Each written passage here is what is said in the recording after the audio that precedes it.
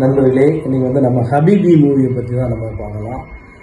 இந்த படத்தை வந்து மீரா கதிரவன் வந்து இயக்கியிருக்கிறாரு. இந்த படத்தோட கதைக்களம் பார்த்தீங்கன்னா வந்து கடையநல்லூர் சுற்றுவட்டார பகுதிகளை சுற்றி தான் இருக்கும். உங்களுக்கு வந்து பார்த்தீங்கன்னா உங்களுக்கு வந்து தார்சலா ஸ்கூலாக இருக்கட்டும், அப்புறம் பார்த்தீங்கன்னா இந்த நேஷனல் டீ ஸ்டால், அப்புறம் பார்த்தீங்கன்னா பேட்டைப்பள்ளி, அன்சாரிப்பள்ளி, அப்புறம் வந்து கிணத்துல குளிக்கிறது, அப்புறம் அந்த பெரியாத்துல வந்து தோப்பில் போய் சாப்பிட்றது, இந்த மாதிரி வந்து பார்க்குறதுக்கு ரொம்ப ஒரு இனிமையான அனுபவமாக இருக்கும். ஏன்னா அந்த காலகட்டத்திலலாம் இதெல்லாம் நடந்த மாதிரி ஒரு சுச்சுவேஷன் இருக்கும். பார்த்தீங்கன்னா ஒரு குடும்பம், அந்த குடும்பத்தில் உள்ள நடக்கக்கூடிய கதைகள், இதுதான் அந்த படத்தோட கதை. 1980 காலகட்டத்தில் நடக்கிற மாதிரி ஒரு கதைங்க. பார்த்தீங்கன்னா அப்போ வந்து பிரதான தொழில் வந்து நெசவு தொழில் தான். அதை நம்பி தான் ரொம்ப பேருடைய குடும்பங்கள் வந்து இருந்துச்சு. ஒரு காலகட்டத்துக்கு அப்புறம் பார்த்தீங்கன்னா அந்த நெசவு தொழில் வந்து நலிவடைய ஆரம்பிச்சிடும். அதனால் வந்து பொருளாதாரத்தை தேடி வந்து நம்ம வளைகுடா நாடுகளுக்கு போக வேண்டிய ஒரு சுச்சுவேஷன் வந்துடும். அங்கே போயிட்டு மக்கள் படக்கூடிய கஷ்டங்கள், அதே மாதிரி ஊரில் அந்த பெண்கள் படக்கூடிய அந்த ஏக்கங்கள், அதெல்லாம் வந்து இந்த படத்தில் வந்து இயக்குனர் வந்து சூப்பராக காமிச்சிருப்பார். ஒரு தியேட்டருக்கு போய் பார்க்க வேண்டிய ஒரு படம். அதனால் வந்து தியேட்டரில் போய் பாருங்கள்.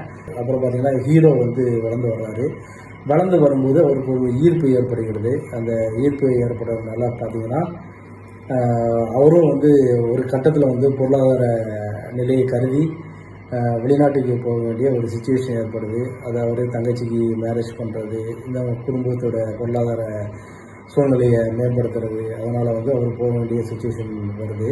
இந்த காலகட்டத்தில் வந்து அந்த ஹீரோயின், அதாவது அவர் காதலித்த ஹீரோயின், ஒரு ஈர்ப்பு ஏற்பட்ட ஹீரோயின் வந்து என்ன ஆனாங்க, எப்படி கதைக்களம் நகர்கிறது, அந்த துபாய்க்கு போகிறதுக்கு முன்னாடி, அதாவது வளைகுடா நாடுகளுக்கு போகிறதுக்கு முன்னாடி கடையநல்லூரோட ஊர் எப்படி இருந்தது, அப்புறம் பார்த்திங்கன்னா வெளிநாட்டுக்கு போனதுக்கு அப்புறம் கடையநல்லூரோட அந்த டிரான்சிஷன் வந்து எப்படி இருக்குது அப்படின்னு சொல்லிட்டு சூப்பராகவே வந்து காமிச்சிருப்பாங்க. ரொம்பவே ஒரு பிரமிப்பாக இருக்கும் அந்த ஸ்க்ரீன் ப்ளே எல்லாமே, எடிட்டிங் எல்லாமே பார்க்குறதுக்கு. நீங்கள் வந்து கண்டிப்பாக வந்து ஃபேமிலியோடு போய் பார்க்கலாம். எந்த ஒரு ஆபாசமுமே இல்லை இந்த படத்தில். அது மட்டும் இல்லாமல் பார்த்திங்கன்னா மற்ற சகோதரர்களோட, மாற்று மத சகோதரோட எப்படி வந்து நட்பாக வந்து நம்ம பழகுறோம். அந்த பெருநாள் அந்த டயத்தில் வந்து சாப்பாடு கொண்டு போய் கொடுக்கறது, அந்த மாதிரி வந்து ரொம்பவே நெகிழ்ச்சியூட்டும் செயல்கள் வந்து படத்தில் ஏகப்பட்ட கதைகள் இருக்குது, சீன்ஸ் இருக்குது. படத்தில் வந்து ஏகப்பட்ட சீன்ஸ் இருக்குது. இந்த படத்தில் வந்து குறிப்பாக சொல்லணும்னு பார்த்தீங்கன்னா உங்களுக்கு வந்து எல்லாமே சூப்பராக நடிச்சிருந்தாங்க. குறிப்பாக சொல்லணும்னா அந்த ஹீரோவோட சித்தப்பா, சித்தி, அப்புறம் அந்த ஹீரோயின், அப்புறம் பார்த்திங்கன்னா கஸ்தூரி ராஜா சார், அப்புறம் பார்த்திங்கன்னா சன் டிவி சாகுல் சார், இவங்கெல்லாம் வந்து சன் டிவி சாகுல் சார்லாம் வந்து குறிப்பிட்ட சீன் வந்தாலுமே எல்லாமே வெயிட்டான சீனு, எல்லாத்துலேயுமே சூப்பராக ஸ்கோர் பண்ணியிருக்காரு. அப்புறம் பார்த்தீங்கன்னா உங்களுக்கு வந்து கதைக்களம் எப்படி நகருது, கிளைமேக்ஸ் வந்து பார்த்தீங்கன்னா வேறு லெவலில் வச்சுருக்காங்க. நம்ம தேட்டரில் போய் பாருங்கள், ஃபேமிலியோடு போய் பாருங்கள்.